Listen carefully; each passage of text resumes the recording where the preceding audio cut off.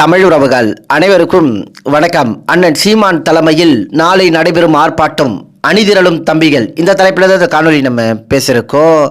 அதாவதுங்க, நாம் தமிழ் கட்சியின் தலைமை ஒருங்கிணைப்பாளர் அண்ணன் சீமான் அவர்கள் தலைமையில் நாளை ராமேஸ்வரம் தங்கச்சி மடம் பகுதியில் மீனவர் பாசறை நடத்தும் இலங்கை சிங்கள இனவெறி கடற்படையை தமிழக மீனவர்கள் தொடர்ச்சியாக கைது செய்யப்படுவதை கண்டித்து மாபெரும் ஆர்ப்பாட்டம் நடைபெற இருக்குங்க. இந்த ஆர்ப்பாட்டத்தில் அண்ணன் சீமான் அவர்கள் எழுச்சி உரை ஆற்ற உள்ளார்.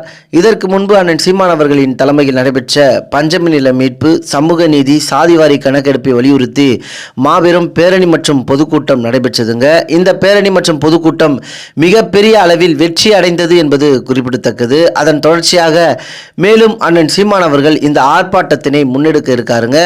மக்களின் உரிமைகளை காக்க வேண்டும் என்ற அடிப்படையில் அண்ணன் சீமான் அவர்கள் தொடர்ச்சியாக களத்தில் இருப்பது இந்த திராவிட கட்சியான திமுகவுக்கு ஒரு அச்சத்தை ஏற்படுத்தியிருக்குங்க. தொடர்ச்சியாக மீனவர்கள் கைது செய்யப்படும் போது வெற்று கடிதங்கள் மட்டும் எழுதி மீனவர்களின் பக்கம் நிற்காமல் திராவிட மாடல் அரசு மீனவர்களை ஏமாற்றி வருகிறது. இவர்களின் ஏமாற்றுத்தனமான அரசியலை முறியடிக்க வேண்டும் என்பதற்காக அண்ணன் சீமான் அவர்கள் இந்த ஆர்ப்பாட்டத்தினை முன்னெடுக்கிறாருங்க.